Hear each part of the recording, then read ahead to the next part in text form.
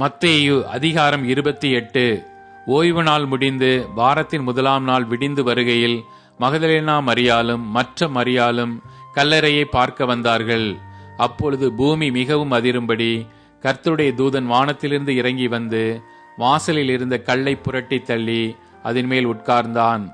அவனுடைய ரூபம் மின்னல் போலவும் அவனுடைய வஸ்திரம் உறைந்த மழையைப் போல வெண்மையாகவும் இருந்தது. காவலாளர் அவனுக்கு பயந்ததினால் திடுக்கிட்டு செத்தவர்கள் போலானார்கள். தூதன் அந்த ஸ்திரீகளை நோக்கி, நீங்கள் பயப்படாதிருங்கள், சிலுவையில் அறையப்பட்ட இயேசுவை தேடுகிறீர்கள் என்று அறிவேன். அவர் இங்கே இல்லை, தாம் சொன்னபடியே உயிர்த்தெழுந்தார்.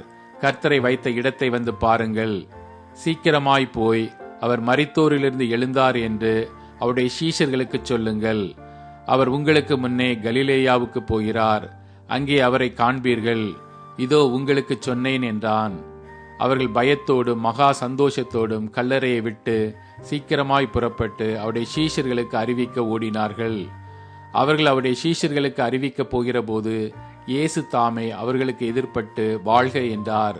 அவர்கள் கிட்ட வந்து அவர் பாதங்களை தழுவி அவரை பணிந்து கொண்டார்கள்.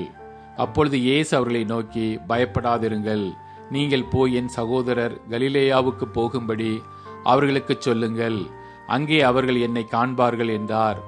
அவர்கள் போகையில் காவல் சேவகரில் சிலர் நகரத்திற்குள்ளே வந்து நடந்த யாவற்றையும் பிரதான ஆசாரியருக்கு அறிவித்தார்கள். இவர்கள் மூப்பரோடே கூடி வந்து ஆலோசனை பண்ணி சேவகருக்கு வேண்டிய பணத்தை கொடுத்து, நாங்கள் நித்திரை பண்ணுகையில் அவனுடைய சீஷர்கள் ராத்திரியிலே வந்து அவனை களவாய் கொண்டு போய்விட்டார்கள் என்று சொல்லுங்கள். இது தேசாதிபதிக்கு கேள்வியானால் நாங்கள் அவரை சம்மதப்படுத்தி உங்களை தப்புவிப்போம் என்றார்கள். அவர்கள் பணத்தை வாங்கிக் கொண்டு தங்களுக்கு போதிக்கப்பட்டபடியே செய்தார்கள். இந்த பேச்சு யூதருக்குள்ளே இந்நாள் வரைக்கும் பிரசித்தமாயிருக்கிறது.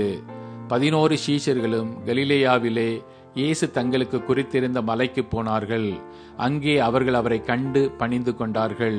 சிலரோ சந்தேகப்பட்டார்கள். அப்பொழுது இயேசு சமீபத்தில் வந்து அவர்களை நோக்கி, வானத்திலும் பூமியிலும் சகல அதிகாரமும் எனக்கு கொடுக்கப்பட்டிருக்கிறது.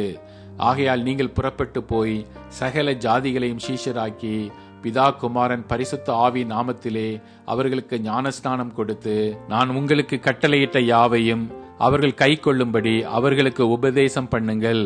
இதோ உலகத்தின் முடிவு பரியந்தம் சகல நாட்களிலும் நான் உங்களுடனே கூட இருக்கிறேன் என்றார். ஆமேன்.